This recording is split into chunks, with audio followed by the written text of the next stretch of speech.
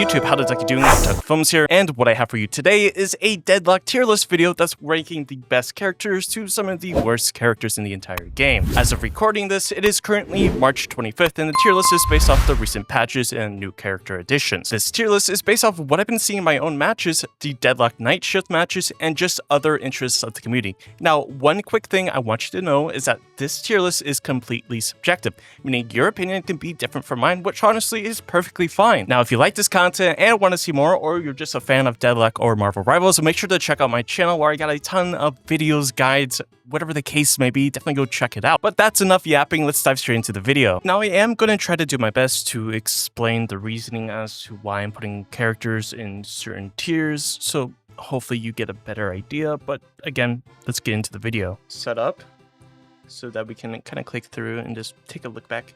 So Abrams, the recent patch of the 21st of March, they nerfed him originally in the previous patch before the 21st, or they buffed him, I guess, with his suck ability, which I like to call. But he also got now melee damage per boon increased by 10%, so melee Abrams is stronger again. They slightly did some tweaks to the life, or the siphon life. So Apollo got some changes, not in the 21st patch, but the previous patch before that, where he got some slight nerfs. And then on the 21st patch, he did get some bullet damage increase, and then they actually reduced his melee resist. Reduction was increased, which is nice, from minus 22% to minus 30 for his riposte, or just his his melee. And then they increased the stun of his riposte from 1.2 to 1.6, which is pretty significant, but then again, you have to get the tier 3 riposte, so that's all said and done. But I think the meta and just how everything is playing off is this character is very good, great early tempo, amazing early to mid lane or mid game tempo. However, in the later matches, especially when you have characters like Mirage, Venator, all these high DPS characters that excel in the later matches or the later minutes of the game, Apollo has seen a lot of fall off, so I think we're sitting around the B tier. I love Apollo. I think he's very fun, very skill expressive with all of his movement abilities, and this being an absolute menace. But the thing about this character is you have to win the game fast or he falls off pretty hard. I did try playing a melee build of Apollo, which was pretty fun. Definitely recommend it if you haven't given it a try. I still think he's probably sitting in B tier, honestly. He's like a potential pick, skill dependent. A lot of these characters in this tier list, just like in my Marvel Rivals tier list, every single character in any way, shape, or form has potential to do something amazing. There's certain characters that excel better at said role or just said carry potential than others, but I think B tier for him is about right. So moving on to Bebop. Now Bebop, I don't believe received really any changes the past couple of patches. Nothing crazy that I saw that really made some sort of impact to the character. The thing about the character is he is extremely fun to play. You can't deny that. Hooking people, knocking them up, putting bombs on them is really fun to do. You can't deny that. But the thing is about this character is there's two items that just completely shuts this character down. Counterspell and Dispel Magic. Both of these are just ways to shut down Bebop. Of course, you can also buy other spirit resistant items if they're playing a spirit build, the bomb build, or if they're playing gun build. Not many people play gun build right now, but he's still pretty fun to play gun. Most people build on bomb / ult build. You can sort of play tank build. But the thing with this character is he's really reliant on what your team is playing. Again, he has a ton of crowd control abilities. He's kind of unreliable because you really have to land your hooks to be any sort of impact in the match. With that being said, I think he's a playable or situational character, and I think he's sitting somewhere around the middle tier, so B tier, of he's alright. He's not bad, he's not great, but he's alright. So moving on to Billy. So again, Billy didn't really get any changes to the character, really, from this past patch on the 21st and the previous one as well. Nothing too significant to talk about. I think he's still a very solid frontliner. He's probably the best frontliner in the game right now. Both his chain gang, his ultimate, his just general crowd control abilities, his takiness equals huge pressure pretty much every single team fight. you just have to make sure you don't get parried, and you can easily roll over a match because of just how the character is as a character, if that makes sense. Again, an amazing frontline engaged character, kind of like Abrams, but I think we're sitting around the S tier for Billy, at least in my opinion. But this is kind of what I'm looking at with Billy. So Calico. Now, Calico is an interesting one because in the previous patch, not the 21st, but the one before that, Calico probably was a pretty much always banned character because how strong she was after her buffs. But she did get nerfed on the 21st patch, which is the leaping slash scaling reduced from 1.2 to 0.8, the cooldown increased from 11 to 13, the leaping slash reduced from plus 225 seconds within 4 to 200 within 3. I mean, the return to shadows speed reduced, but I don't think these changes are really significant enough to be why the character is so strong. I think these changes does hinder the character quite a lot, but I think early game, mid game, it's still a top tier contender. You have a ton of roaming plus burst. She's a lot easier to use now, and she's probably even stronger than what she was previous buff. I think sitting around S tier, A tier is fine for her just because of the potential of the character to roam around, gank, get other laners ahead. Kind of the same with Apollo. You're there to be a nuisance, trying to disrupt people, make people annoyed, get people angry. So I think we're still sitting at the S tier, even though she did get some nerfs on the 21st patch. So this is kind of what I'm thinking about. Is now moving on to Celeste. Now, I personally think Celeste is insane, even after the changes she received on the March 21st patch. She got some slight nerfs and changes to some of her scaling and gun damage and weapon fall off and dagger fall off, pretty much a ton of different things. But I think the character is still insane. The amount of movement, the potential to carry earn extremely fast, all the routes you can take with this character to do a ton of different ganking, pretty much the whole 9 yards of what this character has to offer. I think Celeste is still S tier even after the changes on the 21st patch. So that's kind of what I'm thinking of. Yeah, probably still S tier. Then moving on to Dorman. So Dorman received some nerfs on the 21st patch. He was Omega buffed in the previous patch. But if we go ahead and look at what the Dorman actually happened. So the call bell now constantly emits slow, impact damage, spirit scaling reduced, spirit scaling reduced. The tier 1 changed from a 3 meters to 1 charge, which is a nice change. However, having a 3 meter radius in the early stages of the laning phase was definitely a huge benefit to this character, just how annoying he can possibly be, just the amount of poke damage and everything of the sort. He also got some really interesting changes because he also got increased spirit scaling on his call bell and some other changes as well. But the big thing is, I don't think this character is necessarily S tier anymore. I think we're sitting around A tier. I think pre 21st patch, definitely S tier. We could all probably admit just how strong the character was. I think post 21st, I think he is still extremely strong, can be a menace, can carry games, can kidnap people, whatever the case may be. But I don't think he can solo carry a game. I think he can impact enough in a match that your team can start rolling, but he isn't, the one-shotting king right now. I think we're still looking around the A tier. Now, Drifter to me is an interesting case because he did get buffed in the previous patch, not the 21st one, but the 6th patch. So if we go back, which was this major patch, if we go to Drifter,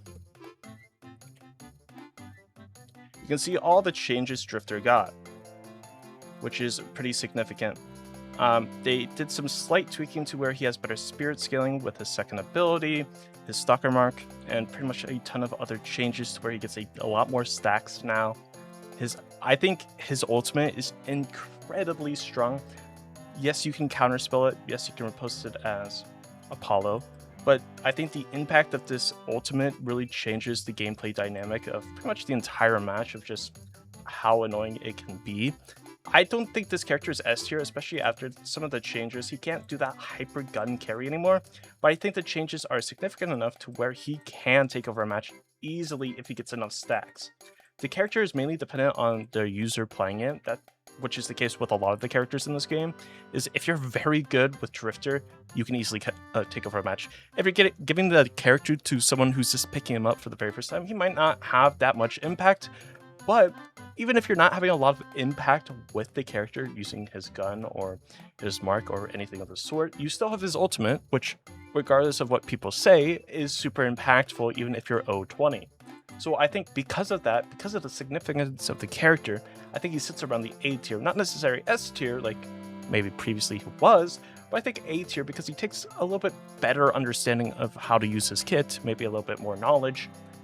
Can look S tier in the hands of some extremely exceptional players, but I think A tier is perfectly fine. Now, moving on to Dynamo. Now, in my heart, Dynamo is S tier because of just how impactful his ultimate is. But the biggest setback this character has is just how cooldown reliant he is. It takes a long time to get his ultimate, which is good, because how impactful and how game-changing it is. The bad news is it's going to take forever to get it. That's why people often rush Refresher after using the golden egg, so Fiki egg. But I think this character is still insanely strong for teamfight. If you're playing a support, or you're playing some type of initiator, you want to win the game quickly, you think about a character like Dynamo. So rushing Refresher for Dynamo is perfectly fine in my eyes. So I think we're sitting around the A tier because of just how useful his utility is entirely. His kit is all very strong. His big wave, his heal aura, his the dash, the kinetic, whatever, and the ultimate black hole, all extremely good. If you're basing the characters off of ultimates alone, you'd probably be S tier because of the ultimate, but because of he has the rest of this kit, the cooldown reliance, we're looking at the A tier for him. Moving on to Graves. Now, Graves is a very interesting character right now because she got some changes on the 21st. If I can find it, if I'm not stupid. Yeah, she scales better now. She does a lot more damage. She's an auto-aim character. Now, originally, a lot of people put her like F tier, C tier, the lowest tier you can. But I think these changes really enable her now to do a lot. Mainly this one. The Grasping Hands tier 3 spawns 2 ghouls, which I think is pretty crazy. But that's not really it. So I think it's just like the overall scaling of the character, the gun scaling. Everything else is very strong. The split potential, split lightning potential, split push, however you want to describe it as, is insane value. The gun build is very good. However, I'm not a fan of the gun build because I think Spirit overall is better, mainly due to the fact that it takes a long time for the gun graves to really get revved up in terms of gun damage to provide a lot. I've seen some graves get super fed and do a lot. But I think right now, I'm going to put Graves like B-ish tier. I think that's fine for me, at least. Some people can have a different opinion, again, which is perfectly fine, perfectly welcome.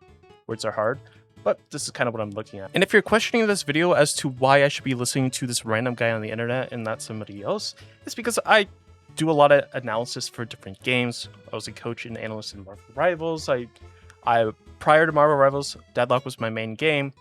So I know a thing or two about this. Always been the highest rank in pretty much every game I've played, but it's a little bit about me as to why you want to listen to me. I know a lot about macro and micro things, so it's up to you if you want to listen. But Grey Talon. So Grey Talon didn't get any changes, I don't believe. Although I would love for him to get some more changes. You can play the character in certain ways now. I just want to double check. So he didn't receive any changes at all. The thing about Grey Talon is he's always been strong, in my eyes. He's always been a decent character. He can do some pretty sizable damage, depending on how you build him. You can build him gun, you can build him spirit. Gun isn't as strong as what it previously used to be back in the day, when I was playing a lot. But spirit overall is still very strong. The bonus spirit power you get from his ultimate, from executes, is very nice.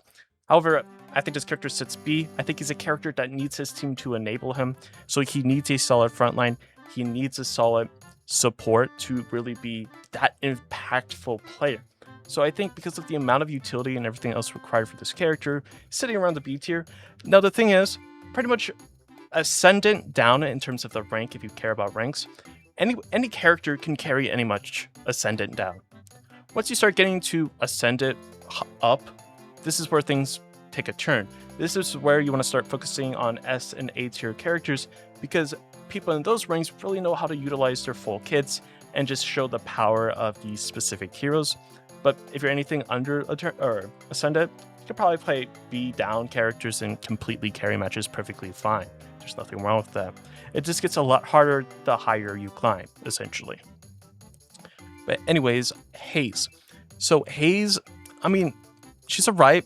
She's strong early to mid game, and she falls off really hard and can be countered super easily by a couple items in the game. I believe she did receive some changes. Yeah, she received a ton of changes to her sleep dagger, to her spirit scaling, to everything else. The big thing about this character is a lot of people build her for ult. I mean, this is what you build the character now, is ult builds. But the big thing about this character is just getting reconnaissance, essentially. You want to be invis all the time, looking for where players are at, so you can help coordinate ganks. I think a lot of people don't understand the real purpose behind Haze, is that she isn't necessarily an ult bot, going in, farming to late game, and then pressing 4, but she's there mainly to go move around the map with her stealth, look for picks, try to set up something with the rest of her team to try to get a jump on someone or try to get ahead. I think the playmaking potential is extremely high with this character. I think people just only build her ults because that's all they really know how to do. Once you start getting to the higher ranks and understanding just how the character is utilized, she becomes a lot more interesting of a character to see. But overall, I think she's a playable / situational character, so I think we sit around the B tier at least for her. Now moving on to Holiday. So Holiday is another interesting character. I don't believe she got any changes. I just want to double check so I don't lie to myself.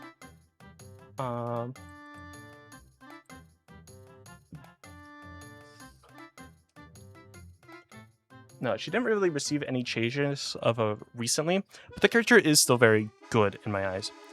She's a very high skill expression character because of in terms of mobility and situational use, and just picks and everything like that. She is very strong early to middle game. You need to get a ton of picks. You need to do a lot of roaming to get the full use out of her entire kit. But in terms of late game, besides just using her lasso, she isn't the strongest character because you have other big pick characters that can do her job maybe better. Think about characters like Paradox, for example. That character might be a better pick character because of she scales a little bit better in a later match than in terms of Holiday.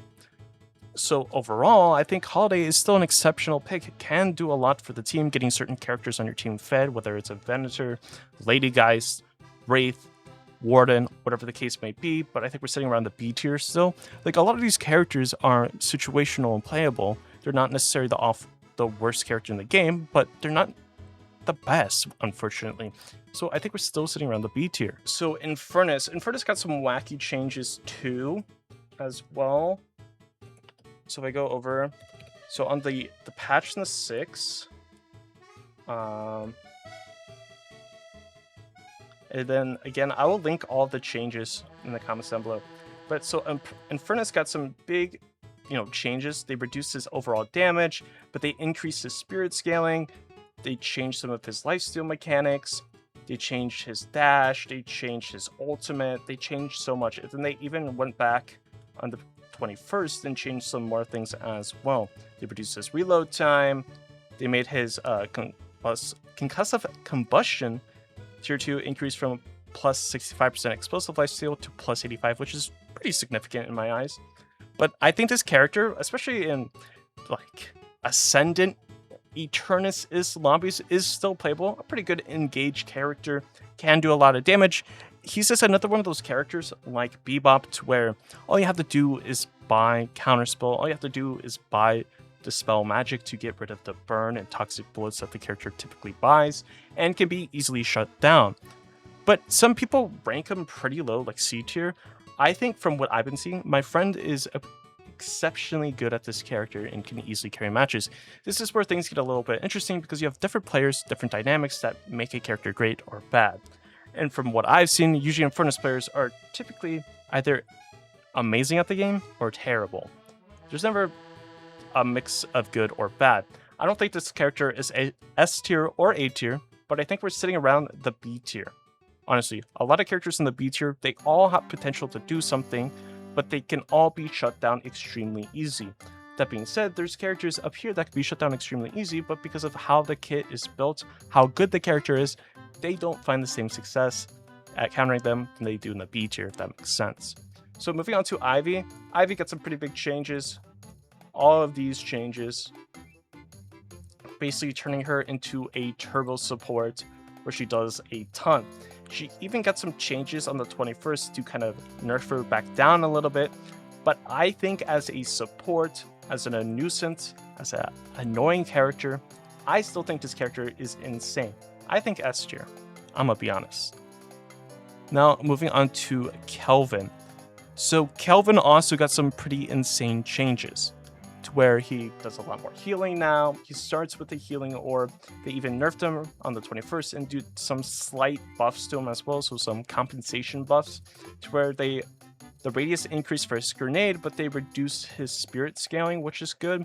But overall, I think the character is still high up for support characters, at least for me.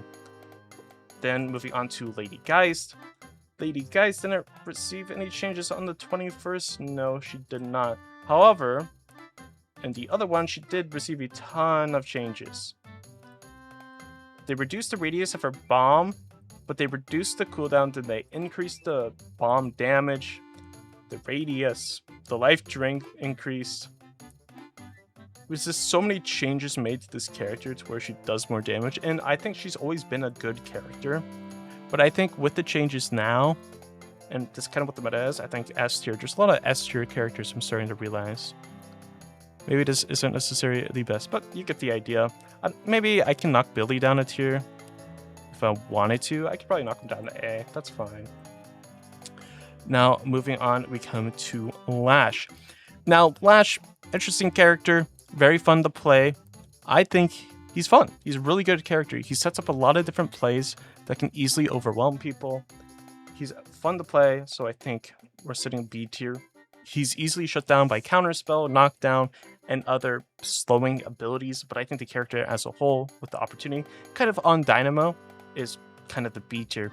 McGinnis, she got Omega buffed in the patch on the 6th, then she got nerfed on the 21st, but I don't think the nerfs were necessarily significant enough. I think the Spirit ult build is still very strong, and I think the turret build now is going to be very strong because her turrets scale on Spirit. They nerfed her ultimate. They didn't nerf the turrets. So I think she still does a lot of damage. I don't think she's necessarily S tier anymore, so I'm thinking about A tier. It's fine. Moving on, we come to Mina. I think Mina is still very good. Still a very good carry character. I think the changes did hinder her quite a lot. So she got her early game nerfed, but she has better scaling now. She's still rather strong. She's not super oppressive as she once were, but she requires better movement and better positioning to get a ton more value now. So I think we're sitting around the B tier for her. Mirage, he got Omega buffed on the 21st patch. Some of the grossest buffs I've ever seen in my entire life. So yeah, he's S, maybe S plus. I don't know. Mo Krill got some changes. He's very good for getting picks. He got some slight nerfs. He's good early mid game. That's really about it. Late game, he is decent, but can easily be shut down. I'm thinking A tier. That's fine. Paige is an interesting one. I think she's very good. I think she's A tier. Paradox, she got some nerfs. She got some buffs. She can swap her whole team now. I think we're sitting A tier. Could go up to S tier if I wanted to, but we'll leave it as that. Pocket. So Pocket's an interesting one. Pocket, in my eyes, is very strong because of Affliction. That's really about it. I think Affliction is insane. Rem is B, in my eyes still. Now, 7. I hate 7. I don't think this character is good. A lot of people can argue and debate that this character is good, but for some reason, to me, I don't think this character is good in any way, shape, or form. Every single 7 player I've ever seen has never done anything. On my team, even in the Deadlock night shift matches I see, the 7 just doesn't get really any value. Yes, he got some insane buffs, yes. Yes, he got all these changes, yes, but I just don't think this character is good at all. It might be a bias thing. I'm putting him like CD. That's what I'm thinking. So for Shiv got some changes to where he kind of got nerfed a bit on the March 6 patch, where he does less damage, but he scales with Spirit better now, with Bleed. So Bleed Shiv is back, or not necessarily back, but stronger than what it was previously. His ult is pretty cool. He can go through multiple targets. I still think he's very good. People will say he's bad and debate that, but I still think he's insane, just because of what this character can do. Maybe you put him B tier, but that's up for debate. Then moving on to Silver. So Silver, previous patch 6, or March 6 is what I like to call it, she got nerfed quite a bit. However, after getting nerfed, they decided to keep giving her more buffs to make her strong again. So she's strong again, very strong again. She also now has, on her tier 3 Lycan Curse, has a 1.5 second buffer for kill credit. So if you get the kill credit, you get extra time. You don't necessarily need to get the kill to keep resetting, which is a little bit scary. But basically, she got pretty insane changes. With that being said, I think she sits SA, so A tier. Okay, moving on to Sinclair. So Sinclair is still pretty good. I think he's always going to be good. Here is fine. Ven, S tier. He didn't receive any changes since getting introduced to the game. His melee and gun carry build are still extremely good. Victor, he got gutted like a fish on the March 21st. So you can see Victor now has 30% less effectiveness from lifesteal to the vitality, which is pretty big. This is pretty insane. Which, I like playing Victor sometimes. This change was pretty detrimental to him, I would say. A character that requires items to really do anything now is getting less healing from said items. Makes it really hard for him to get any value. So I'm putting Victor like way below. Then Vindicta. Vindicta got some changes on the March 6 patch. She got a ton of changes. Now, I'm gonna be honest, I'm a hater of Vindicta. Like, people swear by her that she's insanely good, but I don't think she's that good. I'm gonna be honest. I'm gonna put her like BD. That's fine. Viscous. He got some changes on the 21st to where his puddle base damage scaling was reduced, but he gains a plus 20 bonus damage now, where it's easier to parry him now, so it's easier for him to get less value. But his ghoul ball did kind of get changed a little bit. I mean, I think these changes are pretty significant to how much he can do now, because you just buy rebuttal and you can actually parry his stuff really well now. You actually have a split second to make that parry conscious decision. And because of that, I think he drops for me. He was B. I think we're looking at A, at least for me. So Viper didn't receive any changes, I don't think, from any of these patch. So Viper is an interesting character to me, because if Viper gets strong in the early game, she will just completely carry a match. I've seen it time and time again of just how powerful this character can be. The issue with this character is if you get behind with the character and you stay behind, you're getting no value because you just don't do anything. So this character is a odd one, very situational. You have to be paired with a good support. You have to be paired with a good team to get immense value out of that. Because of how dynamic this character is, I think we're looking at D, for me at least. Then coming to Warden. So Warden on the March 6 patch got some pretty massive changes to where his gun build got nerfed slightly. He just got nerfed overall, I would say. But yeah, there's some compensation changes from here and there, but overall, he got nerfed. This character can still carry matches if he is just hard farming and just hard sustaining and doing whatever he can to live and just pump out damage. That's a lot of the cases with these carry type characters. But because of that, I think he's definitely in the lower end of my tier list, which is fine. And then Wraith is S tier, still is S tier, still is super strong, and still remains a constant nuisance. Then Yamato, I think Yamato is a fine frontliner. She's hit or miss sometimes, but I think we're sitting at B tier. This is kind of what I'm looking at my tier list. Now, I'll do some last minute changes to see if I really want to do anything. I don't think I really want to move anything too much. I could probably move Kelvin down a tier. I could probably move Calico down a tier.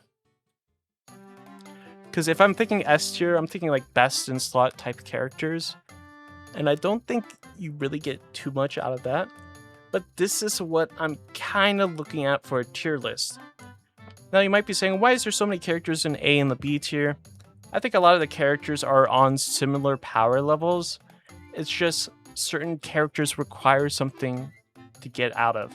A lot of the B tier characters are early game to mid game characters. Whereas the A tier characters have that early game, have that mid game, and have that late game potential to do a lot. Whereas your S tier characters are pretty much strong the entire time. Even if they don't have the best farm or itemization, the characters will still shred you regardless. Then you start looking at the D tier characters, they need a lot to be able to do anything. And then you have Victor, who is this, unfortunately Yoshi doesn't like Victor players. But this is kind of what I'm thinking for the tier list as of March 25th. Let me know what you think in the comments down below.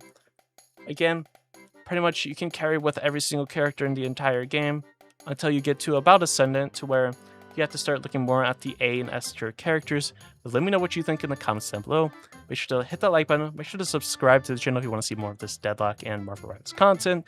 I hope you have a great and safe day, and I'll catch you in the next one.